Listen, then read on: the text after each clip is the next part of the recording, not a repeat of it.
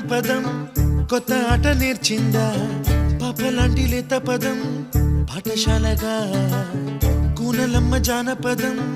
పల్లె దాటి వచ్చిందా చవళిల జానతనం పాట చూపగా కుంచెలో తాగే చిత్రాలు ఎదురొచ్చేలా అంతటా